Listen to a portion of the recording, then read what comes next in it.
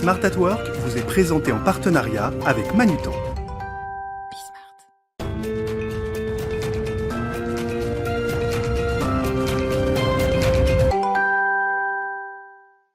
Bonjour à tous, bienvenue dans Smart at Work, votre émission mensuelle autour du concept du bien travailler. Alors ce mois-ci, je vous propose de nous pencher sur les fusions-acquisitions de start-up. D'abord, comment est-ce qu'on choisit la cible sur laquelle on jette son dévolu? Comment communiquer vis-à-vis à la fois des collaborateurs, mais aussi des clients?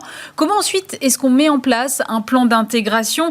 Quels sont les défis à relever à la fois sur le plan humain, sur le plan de l'IT, sur le plan des offres? Autant de questions auxquelles on va tenter de répondre dans un instant avec mes invités dans Smart at Work.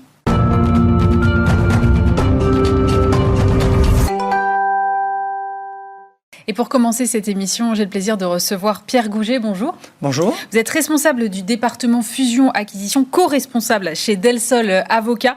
D'abord, moi, j'aimerais essayer de comprendre quels sont les objectifs qu'on poursuit quand on se dit, voilà, je suis chef d'entreprise et je vais aller acquérir une start-up. Alors, je pense que en matière d'acquisition de start-up et de M&A, on est face à une diversité de situations très fortes. On imagine en premier lieu l'acquisition d'une entreprise comme un levier de croissance. On a deux leviers de croissance, la croissance organique ou la croissance par acquisition d'une entreprise existante pour faire un bond technologique, pour acquérir une équipe. On a des prismes différents. Ça peut être effectivement parce qu'on sait qu'il y a une équipe qui est très performante, parce qu'on a une technologie qu'on n'arrive pas à développer en interne, ou on a un marché qu'on n'arrive pas à adresser. Voilà, donc vraiment une diversité de motivations chez l'entrepreneur qui va vouloir croître plus rapidement que ce qu'il ne sait faire lui-même. Quelles sont les règles à suivre pour se dire que voilà, cette acquisition, ce sera la bonne? Est-ce qu'il y a des critères particuliers qu'il faut regarder, sur lesquels vous conseillez d'être plus particulièrement attentif? Alors, je pense qu'on peut dire rapidement le facteur humain et technologique. D'accord. Le facteur humain, parce que une entreprise, c'est une équipe et à sa tête un dirigeant.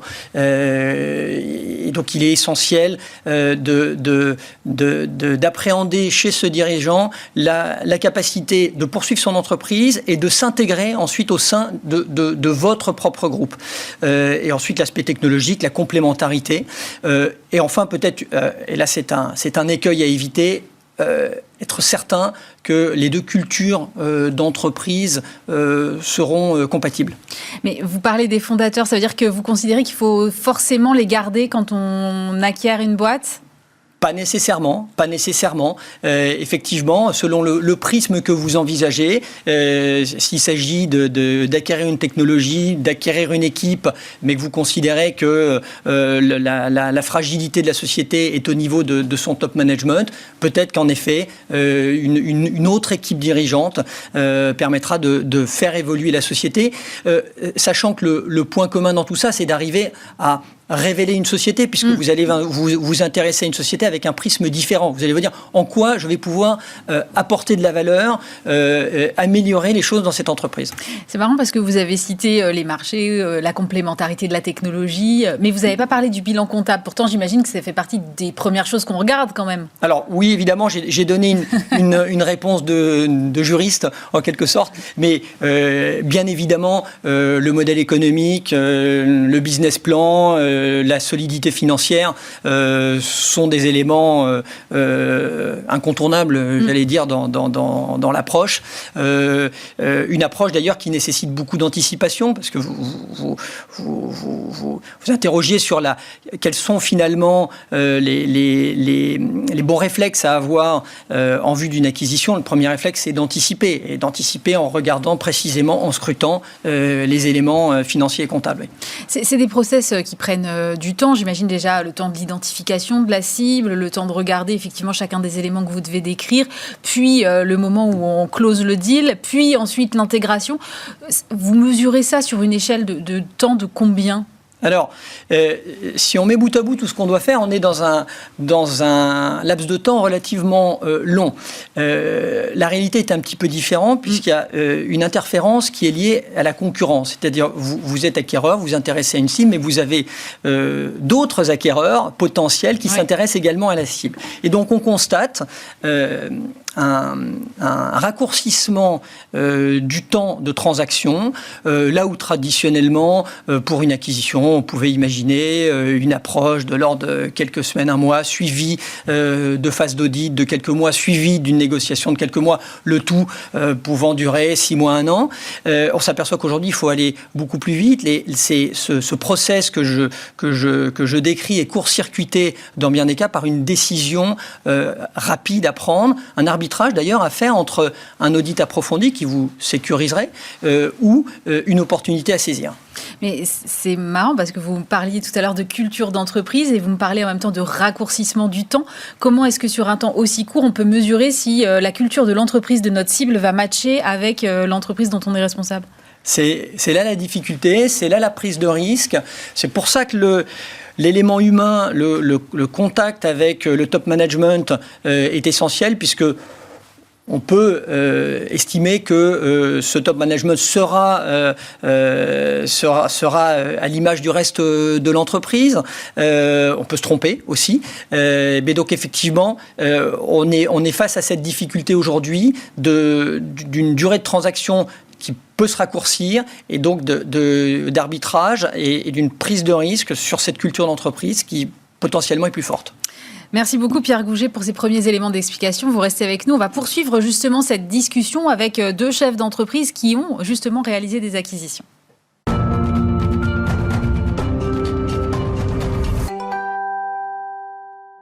On poursuit cette discussion autour des fusions-acquisitions de start-up, toujours en compagnie de Pierre Gouget, co-responsable du département fusion-acquisition chez Del Sol Avocat. Nous ont rejoint Joao Cardoso, bonjour. Bonjour. Vous êtes le CEO de Lovis, une compagnie d'assurance qui en a racheté une autre, donc vous allez pouvoir nous partager votre expérience. Et puis Xavier Laurent, bonjour. Bonjour, Aurélie. Directeur des fusions-acquisitions du groupe Manutan. Vous aussi, vous avez réalisé une acquisition, celle de ZAC, une start-up spécialisée dans l'économie circulaire. Xavier, je vais commencer par vous. D'abord, quel était votre objectif quand vous avez racheté ZAC ?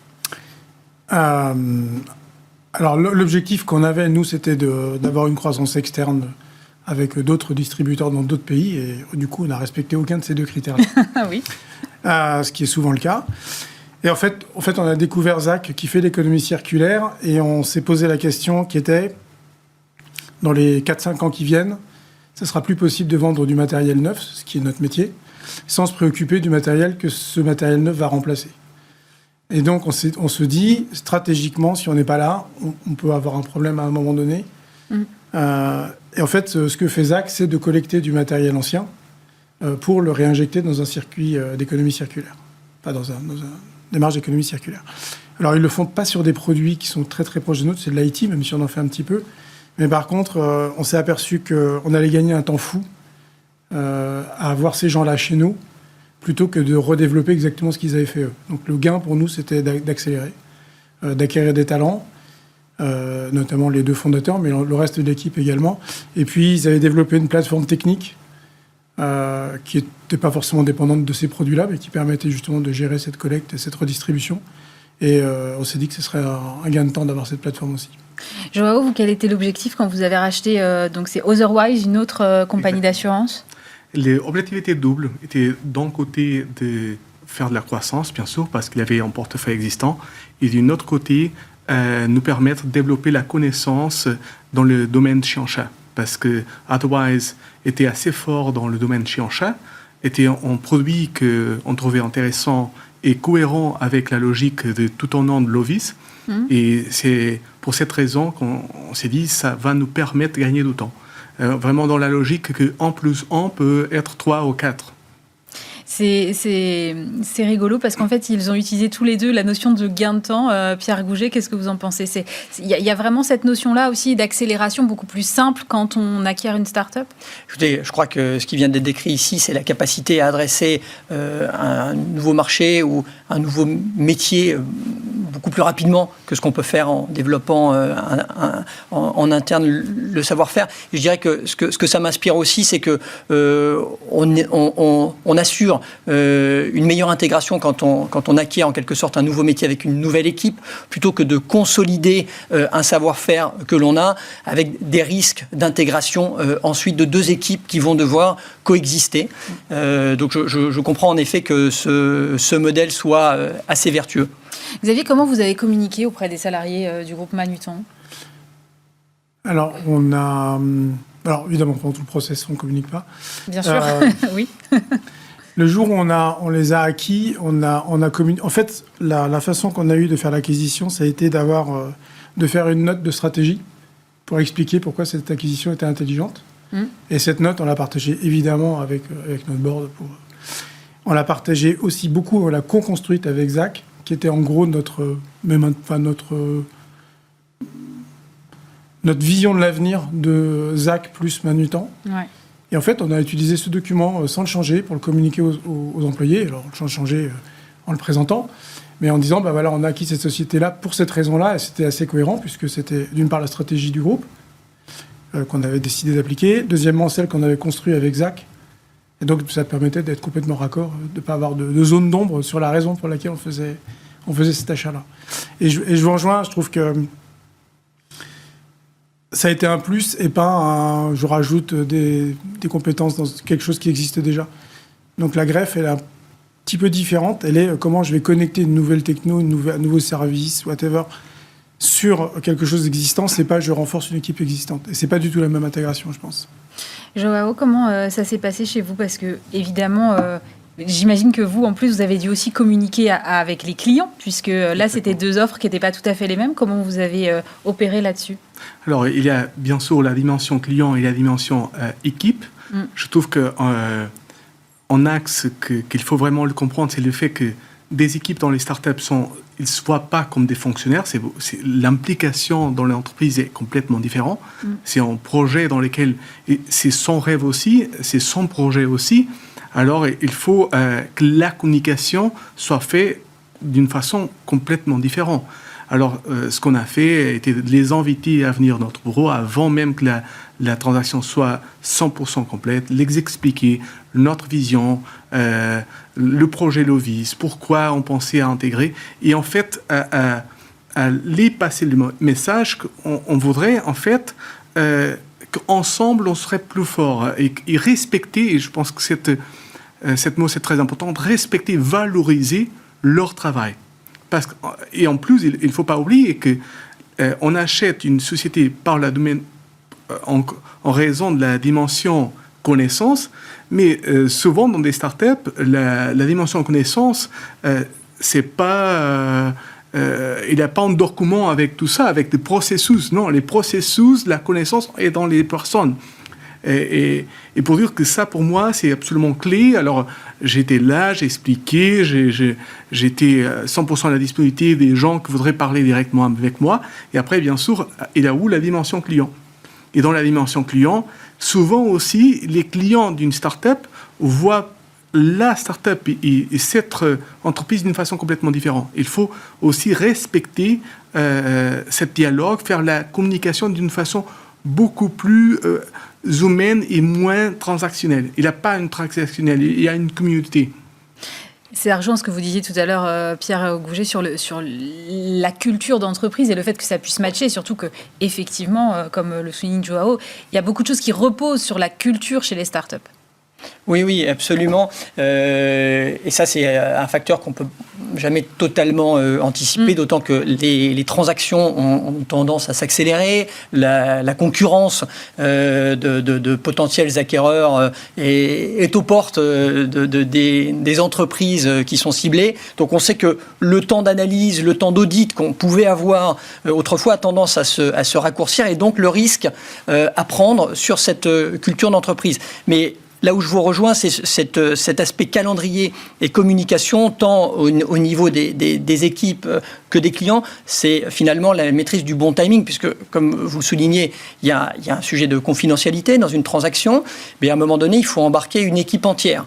Et donc, il va falloir savoir les informer au bon moment et éviter l'hémorragie, parce que on voit, nous, en tant qu'avocats, on voit beaucoup de succès, on voit aussi des échecs, et les échecs se caractérisent par une fuite des salariés, une hémorragie après acquisition. Ce sont des scénarios qui peuvent se produire, et donc il faut les anticiper avec une bonne communication de nature à rassurer.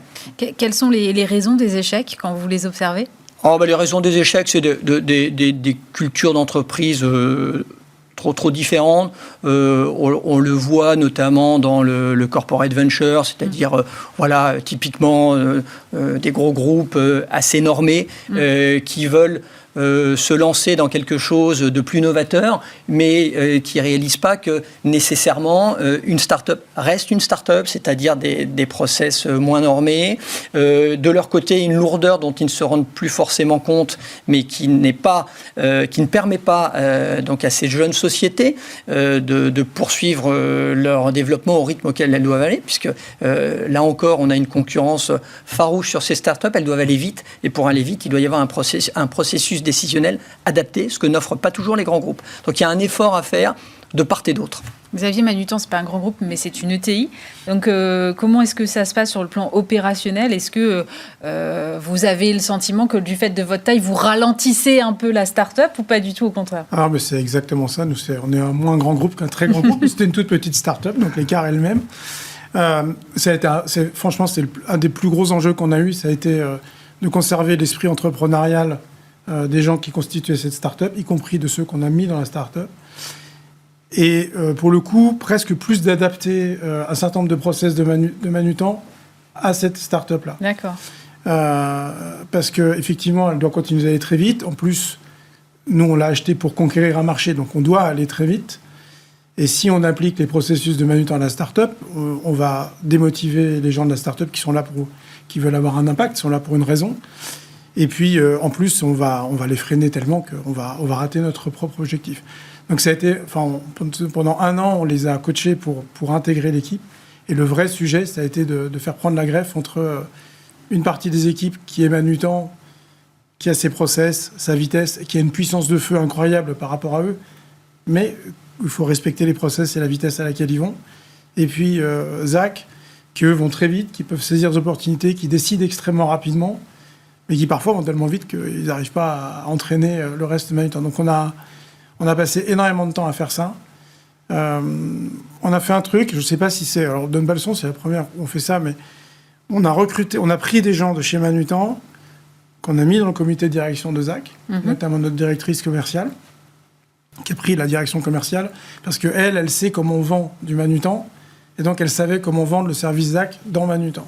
D'accord. Donc elle a animé l'équipe de vente, et puis on a été chercher quelqu'un à l'extérieur pour toute la partie opération, pour mettre du process, parce qu'évidemment Zach était moins processé que les Manutan, et donc notre directrice des opérations, 2 femmes, elle a mis en face des process qui étaient à la fois adaptés à Zach et compatibles avec ceux de Manutan.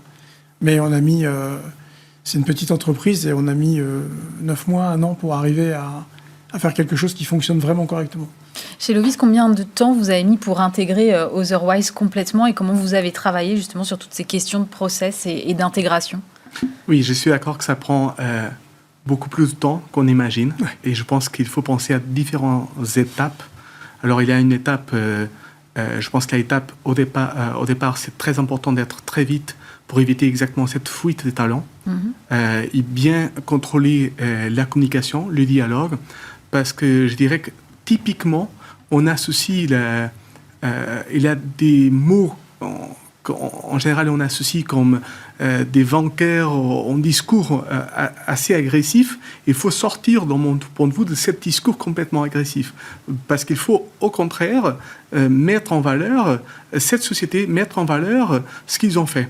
Et valoriser ça et sortir de cette autre logique traditionnelle, disons.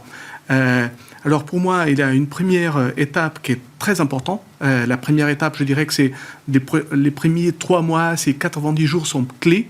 Et après, bien sûr, on démarre une deuxième étape des processus ensemble, de devenir en fait part de toute une nouvelle équipe plus large, mais que cette vision qu'on est ensemble, et après une troisième étape dans laquelle il ne soit pas. Et il y a un vrai mélange des compétences, il y a un vrai mélange des connaissances. Et c'est comme ça, je vois cette première étape, je dirais 3 mois maximum, et qu'il faut être très vite. La deuxième étape, je dirais entre 3 et 6 mois, idéalement plus court, et après une quatrième étape que va être, ça dépend de la taille de cette deuxième étape, mais maximum, ça peut durer un an. Sinon, il y aura un effet fatigue, il y aura un effet vraiment même de déception. Et je trouve que plus on est vite, mieux on respecte ce rythme, cette énergie. Pierre Gouget, derrière le mot agressivité là, que j'entends, il y a, j'imagine, du côté des collaborateurs de la cible, de l'acquisition, une petite crainte aussi du changement, d'être racheté par un autre groupe. Tout ça, j'imagine, peut s'alléger avec beaucoup de pédagogie. Alors, avec beaucoup de pédagogie et une difficulté qui est qu'en matière de fusion-acquisition, il y a un certain nombre d'éléments qui peuvent être normés, couchés sur le papier. On fait une acquisition parfois avec des contrats très complexes, des clauses de prix, de compléments de prix. Mais la chose qu'on n'arrive pas à appréhender, c'est ce que vous décrivez, c'est l'aspect opérationnel de l'intégration. Personne ne pourra mettre ça sur le papier. Et donc, derrière, effectivement, il faut accompagner le processus d'achat qui va durer un temps relativement court, d'une sécurisation de ce temps plus long d'échange et d'intégration avec les équipes. Alors, on a quelques outils juridiques. On a l'intéressement. On sait que l'intéressement salarial des managers aujourd'hui est au cœur des problématiques de développement des entreprises. Mais ça n'est qu'un élément au soutien du développement, puisque le développement, c'est effectivement que chaque équipe se sente valorisée. Idéalement, la start-up valorisée par le fait de rejoindre un groupe qui a déjà vécu des succès. Et ça, c'est de nature à les rassurer. Et le grand groupe qui parfois pourrait être en mal d'imagination, et bien se dire, tiens, je vais trouver la pépite, l'idée que je cherchais depuis un moment, puis la fraîcheur des équipes, d'équipes nouvelles qui viennent rejoindre le groupe. Je vous entends opiner du chef à ma gauche, Xavier. En fait, nous, pendant le process d'acquisition, avec les deux fondateurs, on a fait il y a un process très normé, comme vous dites. Le rôle des M&A, nous, ça a été d'écrire l'histoire qu'on allait avoir ensemble dès le départ. Et Pierre-Olivier et Tim, leur objectif, c'était d'avoir de l'impact. Pierre-Emmanuel et Tim, qui sont les fondateurs de ZAC. Voilà, Pierre-Emmanuel et Tim, qui sont les fondateurs de ZAC. Ils avaient un objectif qui était de réduire le taux de carbone, d'avoir un impact positif, et c'était pour ça qu'ils faisaient ça. C'est des gens qui ont fait des études brillantes. Donc s'ils font ça, c'est vraiment leur objectif. Donc toute l'histoire qu'on a racontée ensemble, c'était comment est-ce qu'on va leur permettre d'avoir plus d'impact qu'ils n'en auraient eu seuls. Et ça, c'était ce qui a été fondamental pour eux. Et c'est ça qu'on a conservé pendant tout le long du processus, après l'achat notamment, qui était de dire, on se rappelle pourquoi est-ce qu'on est ensemble. Notamment, on a créé des comités stratégiques sur l'économie circulaire que Pierre-Emmanuel préside. On a fait des développements que Tim préside pour aller dans cette direction-là. Et on les a mis à des postes stratégiques, puisque nous, c'est une acquisition stratégique dans ce cadre-là, pour être cohérent avec l'histoire qu'on leur avait racontée dès le départ, ou qu'on s'était tous raconté dès le départ. Ça a été notre fil conducteur qui permet, tous les X temps, quand on se recroise, de se dire, est-ce qu'on est encore en train de faire ce qu'on avait dit qu'on allait faire ? Est-ce que vous êtes heureux avec cette histoire-là ? Est-ce que ça se déroule à peu près comme vous l'aviez imaginé au moment de l'acquisition ? Ça nous a permis de garantir le fait que Pierre-Emmanuel et Tim étaient heureux de venir. Et derrière Pierre-Emmanuel et Tim, évidemment, l'ensemble de l'équipe ZAC qui les avait rejoints pour la même raison. Ça nous a tout le temps dirigés. Et je pense que ça, c'est une clé de succès. Enfin, en tout cas, dans leur cas, plus que de les intéresser. Il y a tout ce qu'il faut dans le contrat pour les intéresser sur le suite. Mais je pense que c'est plus ça qui les dirige que l'argent qu'ils pourraient avoir. Et probablement, si je peux me permettre, de bien identifier aussi les contraintes que chaque partie vont devoir rencontrer. C'est-à-dire que cette feuille de route que vous écrivez et que vous vous remémorez en cours de route, elle est importante parce que quand vous serez face aux contraintes qui ne manqueront pas d'arriver, vous saurez que ça fait partie du plan de bataille. Ouais. Oui, c'est ça. Et on a ressorti, là, ça faisait 1 an, donc on a arrêté cette période d'intégration. Ça y est, ils sont intégrés, ils sont vraiment complètement dans le groupe. On a ressorti le papier pour se dire, au fait, voilà ce qu'on s'était dit, on a fait ça avec toute l'équipe, et on a essayé de cocher les cases, parce que c'est très important de pouvoir matérialiser ça, parce qu'il n'y a pas de KPI, je suis heureux. Ouais. C'est compliqué. Et en fait, c'est ça qui va driver le succès de la greffe, on va dire. Chez Lovis, vous avez gardé ou pas les fondateurs d'Otherwise au sein du... Dans notre cas, on n'a pas gardé, pour une raison très simple. On avait compris que les dernières 12 à 18 mois étaient très durs pour eux. Ils avaient un effet un peu, disons, de fatigue. Et on a compris qu'il avait un peu cette fatigue. Heureusement, ils ont été très transparents avec nous. Et on a alors trouvé un plan pour être sûr que, bien sûr, on pouvait continuer cette aventure sans eux et trouver une personne qui pouvait piloter les équipes et aider ces équipes-là dans cette transition. Mais je pense que c'est très important, au moment qu'il y a une acquisition, vraiment d'avoir des actions, qu'il y ait un progrès clair. Et dans ce cas, malheureusement, on ne pouvait pas compter sur eux, mais on avait une vision claire et une vision conçue avec eux. Et ça, je trouve très important. Je trouve très important que notre message et leur message étaient cohérents, consistants, et on était ensemble. Même si le plan n'était pas qu'il restait chez Lovis, le message était comment ? Pierre Gouget, si on doit résumer tout ce qu'on vient de se dire pendant une demi-heure, quelles seraient les clés pour une intégration de start-up réussie ?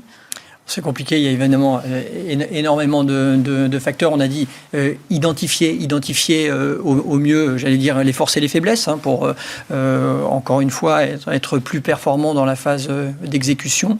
Et puis c'est avoir cette capacité à se réinventer avec l'apport de l'autre.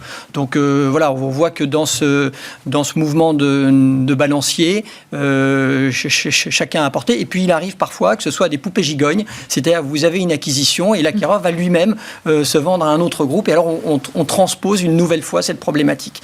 Donc voilà, mais le maître mot est l'anticipation qui est perturbée aujourd'hui par un rythme dans les phases d'acquisition qui s'accélère de plus en plus. Donc il faut avoir la pertinence sur un certain nombre de critères qu'on va pouvoir évaluer très rapidement. Merci beaucoup à tous les trois. Pierre Gouget, co-président, co-responsable du département fusion-acquisition chez Del Sol Avocat, Joao Cardoso, CEO de Lovis, et Xavier Laurent, directeur des fusions-acquisitions du groupe Manutan. Évidemment, on se retrouve le mois prochain pour un nouveau numéro de Smart at Work. Smart at Work vous a été présenté en partenariat avec Manutan.